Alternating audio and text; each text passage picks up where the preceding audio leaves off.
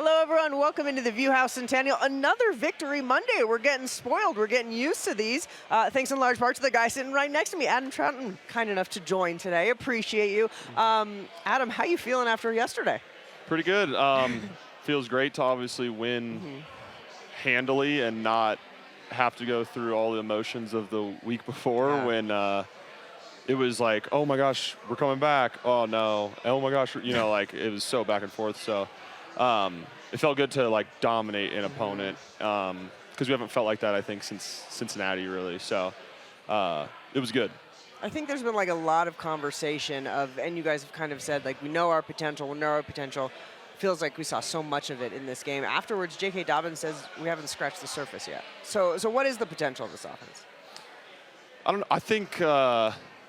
I think the potential will be reached when we start like we did. Okay. Minus obviously the first possession with the interception, but I think when we start like we did, you can reach your potential because we've been able to finish games really well and come alive late, which kind of just shows like the makeup of the team more so than anything.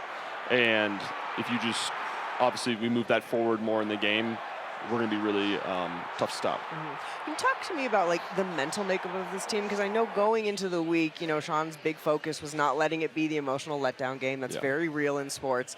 And not only was it not that, but then you went out and you absolutely obliterated your opponent. So what is the mental makeup of this team that it didn't even seem like it was a question that there was going to be a letdown? Yeah, I think one of the best things that happened this week was Coach Payton brought it up of like, hey, just so you know, these are the records of teams when they have this type of comeback, whatever, like you're so emotionally drained from the week before, you kind of just fall apart the next week. So I think we kind of confront the problems more so than, oh, it's just here's another week, guys, like make sure you get recovered from the last game, whatever. It's like, hey, like antennas up, we are at a disadvantage here analytically, I guess. Just like we were short week into Philly, league on a Friday, week before London, teams always lose. Coach Payton talked about that, and so that was an emphasis. And then obviously you go over to London and have the long trip. Same thing. Like, it doesn't matter who you play over there. It's hard. You're adjusting to the time and everything. And then even last week, the crazy thing was last week because you come back and you have to readjust to the time. Yeah. And then we're dead early, and it's like, all right, well, this kind of lines up with, like, you come back from London, you're slow. Well, the way we finished was incredible. So, I mean, we're just tough and resilient, and it shows up pretty much every week. I mean, you put it there. You just walked through your schedule, and you guys are 6-2 with all of that. I do got one gripe, though. Yesterday was National Tight Ends Day. Were you not like, yo, Sean, what's up? We needed to see a Trautman tutty. Yeah, I know we were all looking for it. Evan actually almost had one. Yeah.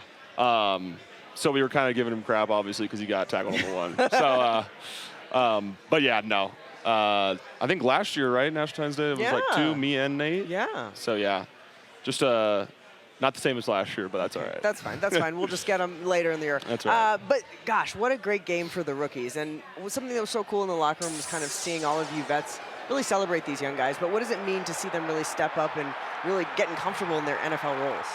Well, it's cool because you get to see them like at the very beginning of OTAs, training camp, when obviously it's not their problem, but they're rookies and they don't really know much. They're trying to feel out the locker room, create their habits, their schedule, and then you slowly see this, like, them running up this incline during the season. And I think there's a lot of guys starting to do that. Not even just rookies, but Troy Franklin as well, second-year player. So it's been great. And then, I mean, it's unbelievable the depth that we've had as well, just to mention, like, Alex Palczewski as well, like being able to step in at left guard. He's always been playing tackle, all this, and he's been unbelievable. So we have a lot of guys stepping up right now.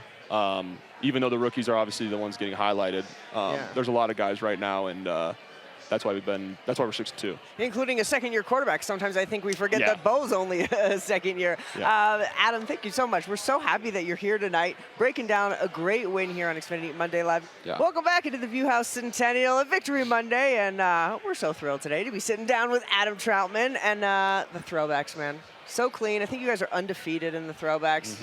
How good do you feel sporting those? Pretty awesome. And I think the coolest part is, personally, I think the coolest part is the socks, the old school socks. Like the jersey color's cool and the helmet color's really cool. But the sock thing is kind of what makes it, in my opinion.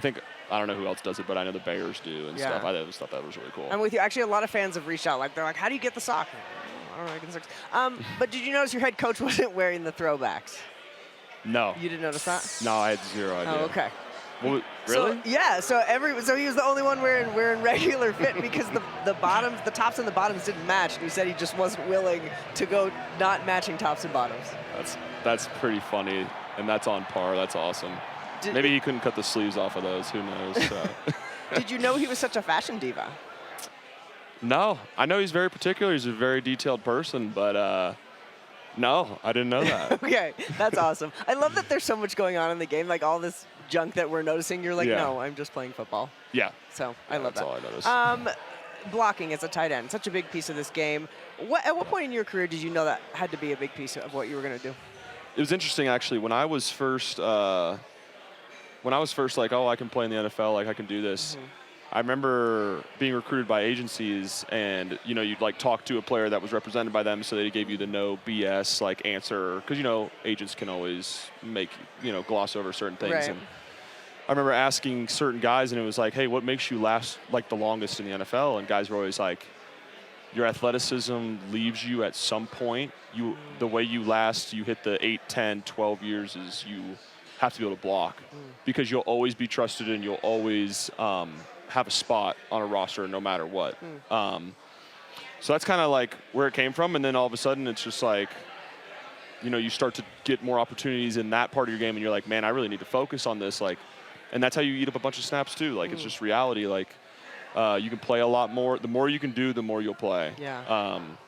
So yeah, it's a huge part. Obviously, that's kind of what I do, and I love to do it. Obviously, everyone always wants all the flashy touchdowns, this and that, but I do love, obviously, sticking my nose in there, and it's cool to, you almost feel like the sixth lineman sometimes in a way, and the linemen love that stuff, so. I absolutely love it. We appreciate you doing the dirty work. You say not everyone wants to do it, but it's very much appreciated, and we know, obviously, it pays off, right? Yeah. Coaches appreciate it, and you're very good at it. Yeah. All right, Adam, awesome. We got to take a quick break, get caught up on today's news and weather. It's time now for the People Want to Know. People Want to Know brought to you by Common Spirit, official healthcare partner of the Denver Broncos and champions for the communities we serve. And Jen wants to know, what's your pregame meal? Oh, okay, so 2:05 game, 2:25 game here. I'll eat a later breakfast, and it'll be omelet, whatever, bacon, spinach, peppers, tomatoes. Okay. And then a waffle with whipped cream, strawberries, and syrup. It's obviously not good for you, but that's my ritual. And so if I don't do it, I'd rather not get the benefit of, not get the benefit of putting sugar in my body, whatever. Than messing up my ritual. Yeah, I love it. So that's pretty much it. You're about to burn it all off anyway. Yeah, exactly. Yeah. Do you make those at home, or you go to the facility? No. That's at the hotel we stay at, wherever it is. They always have it too. Time. Yep. On the road too? On the road too. Oh, yep. okay. Same exact thing. What about post game? What's the post game meal? Whatever our nutritionists have, which is usually really good, or I'm not gonna lie, I probably do Cane's a little too much afterwards, but exactly, you burn it off, you kind of feel like, oh, I can do it. You know what? So that's probably what it is. I like it, especially like a victory Cane's, right? Oh yeah, nothing better than rolling through the drive-through line after an away game even, and it's like 11 p.m. and there's no one else in line but you. I love it. Kind of feel fat, but whatever. Do you ever get recognized? No. No, not really. Did you see the one where Kirk Cousins went through the drive-through line? Oh yeah, he had no idea who he was. He was like, do you play for them? He's like, no. Yeah. Yeah. You know what? Yeah. I love it. All right, that was the People Want to Know, brought to you by Common Spirit. We got to take a break. We got a little bit more coming up on the other side. Stay with us. We got Adam Trautman in the house, and of course it's Halloween weekend. What are you dressing up as? Caddy. Okay. Caddy Shack or just caddy? No, just caddy. Just golf caddy. And then my wife's the golfer. So she's gonna boss you around. Yeah, so really an extension of the household, right? I love it. I love it. Happy wife, happy life. Which player dresses has the best costumes? Who's the dress-up I'm guy? trying to remember the big one we had. Well, rookies always do it. Okay. So those are pretty good. So, yes, and then they have to dress up and come to the facility one day. So I'll say last year, Nick Gargiulo and Frank Crum. Okay. Monkey and Banana. It was hilarious. And they were in Frank was just chasing Nick. It was hilarious. Oh my gosh. Yeah, so that's probably the best one I've seen. That's amazing. Yeah, I thought maybe Frank was going to be the banana because of his hair. Yeah, that would make sense, but he's not. No. I love that. Yeah, it was funny. Okay. They have to do that at the facility. Mm-hmm. Okay. Did you have to do that when you were a rookie? Yep. It's a Coach Payton thing. So what did you dress up as? What did I do? Oh my gosh. What's the vote for Perez? Vote for Pedro? Yeah, vote for Pedro. Dynamite? Yeah, Napoleon Dynamite. Well done. Yeah. My bad. Yeah, I did the dance when he was on the stage, and I practiced it for 3 hours the night before. Did you? Yeah. And I got to the next round. Did you nail it? I got cheered for, yeah, and then I got booed off the next because I didn't have anything else. So. Well, I would have voted for you. Yeah. That's amazing. Yeah. Adam, hello, everyone. Thanks for logging on to CBSColorado.com. Time now for a few extra minutes with tight end Adam Trautman. And Adam, you know what I've been thinking about? Because you guys have had some crazy wins this year. So what's your favorite way to win? Like that, like blood, sweat, and tears, the historic comeback, or just an absolute domination like you had yesterday? Ooh, I think the absolute domination. Yeah. Because you don't ever want to be like down. You don't ever want to be the first three quarters of the Giants game. Yeah. You don't, because it was pretty awful feeling on the sideline, obviously. And when you know how much work you put in, the team puts in during the week, and you know that the other team is doing it as well, and then you completely dismantle them, it's a pretty good. Like that's the best feeling because you're like, man, we did more, we are better, or whatever the case is. It's just a better feeling. Yeah. So. All of them have been fun, but Yeah. I think Broncos fans were excited. They're like, wow, could kind of relax a little bit in this one. Yeah. And kind of amazing, you put together this incredible all four-quarter game, complete game, and now you have a really big challenge ahead of you with the best scoring defense in the league. So as you head into Houston, what kind of momentum do you carry forth from what you guys just did with Dallas? Yeah, I think we just believe in like the game plan and execute the plays that are called. It's that simple, to be honest. I think game plan wise we always have a good plan going into the game, and then we just have to sustain drives, and that's what we did against the Cowboys, and we kind of just continued to get into more of our scheme and show them different looks, different personnel, whatever the case is. But yeah, it's gonna be a huge challenge. This defense is unbelievable. Very good. They play so hard and they're so physical. So it's going to be a big challenge for sure. How much does it help that, I mean, I guess in practice you're not always necessarily going up 1v1s, but go up and see what your defense does, which is also one of the best defenses in the league. Does that help you prepare? Yeah, it definitely does. And it's cool to see that because now it's like, the Texans have like the #1 scoring defense and all that, and statistically, but you could say like these are the top 2 defenses probably in the league going into this game, and you're like, man, we just went against one of the best defenses in the league like every day for 5.5 weeks or whatever it was. So then you like feel good about yourself, to be honest. So yeah, it's good to have that type of competition during training camp. So you get to the season and maybe some things feel easier than other things just because you played against Benito, Coop, JFM. Obviously, I'm just naming certain guys that I go against, and they're all like elite players.